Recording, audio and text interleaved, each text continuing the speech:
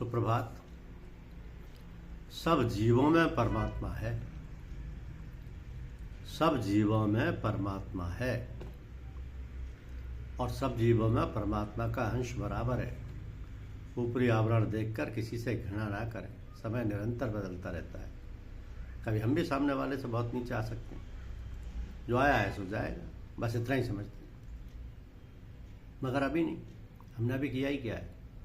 अभी तो बहुत लंबी उम्र है। बस इसी सोच के सहारे पूरी उम्र गुजार देते हैं और एक दिन जब सारा अधूरा छोड़कर चले जाते हैं।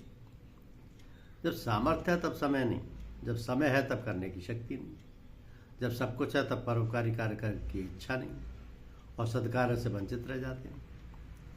इसका उपाय यही है कि जैसे ही सद्कार्य की प्रेरणा हो तो तुरंत उसमें लग जाए। प्रभु कृपा से कार्य हो जाएगा। हम जिन सांसारिक व्यक्ति या वस्तुओं में सुख ढूंढते हैं उनमें ना तो कभी था, ना है, ना कभी हो सकता है।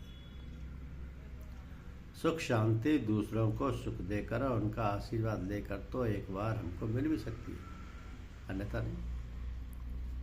अमूल्य जीवन निधि का जन्मदिन, विवाह का 25 साल और 50 साल उत्सव मनाकर लाखों रुपए खर्च करना लक्ष्मी का अपमान और धन का दुरुपयोग ही है। परमात्मा ने आपको दूसरों की आवश्यकता पूर्ति के लिए धन दिया हो, जरा ध्यान दें। अभिनंदन या मान पत्र मिलने से सम्मान नहीं होता। परोपकारी कार्यों के परिणाम और उसकी खुशबू से आप सुशोभित होते हैं। सद्कार्य और परोपकार को प्राथमिकता दें।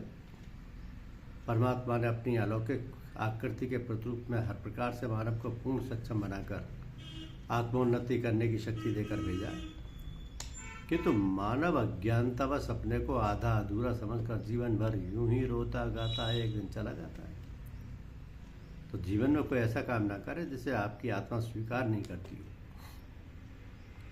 प्रकृति आपके सारे कर्मों को निरंतर देखती रहती है और वही आपके लिए कार्यों का निर्णय करती है, कर्मों का निर्णय करती है। जैसे आप बच नहीं सकते। यश अपयश लाभ हानि आपके ही कर्मों का फल है और आप जैसा बीज बोते वैसा ही फल पाते हैं। सद्कर्म करें या दुष्कर्म करें, समय धन और शक्ति एक समान खर्च होती हैं। फिर सद्कर्म करके ही क्यों ना जाए। इतनी सी विवेक बुद्धि आते ही किसी का हित नहीं होगा और जीवन में सुख शांति अपने आप चली आएगी। जब जाना निश्चित है तो क्यों ना आज से ही सत्कार और परोपकार में अपना समय धन और शक्ति लगाएं। ऐसे कल पर न टालें, कल्याण निश्चित है। आजीवन सत्संग करने और कुछ समझने के बाद भी दारू जुआ मांस भक्षण व्याभिचार और गुटखा धूम्रपान करने, ये विरोधाभास कैसा है। कभी तो सोचें कि हम कहाँ पर हैं। आत्मनिरीक्षण करते रहेंगे तो सब छूट जाएगा। आहार विहार स्वच्छ और निर्मल हो जाएगा। हम प्रभु को जानते नहीं और ना जानने की कोशिश करते हैं। बस केवल प्रभु व प्रभु कृपा को इस तरह से जानते हैं कि जिसके पास जितना अधिक पैसा है उसके ऊपर उतनी अधिक प्रभु कृपा है और जिसके पास ये नहीं उस पर परमात्मा का कोप। जबकि परमपिता परमात्मा के पास दया और कृपा के अलावा और कुछ है ही नहीं। स्वयं पूर्ण रूप से भ्रष्टाचार व्याभिचार एवं बेईमानी में लिप्त होने के बाद भी हम अपने साथ दूसरे व्यक्ति के द्वारा सदाचार व ईमानदारी का व्यवहार ही चाहते हैं। बस ये समझ लें कि हमें भी सदाचारी और ईमानदारी बनना है।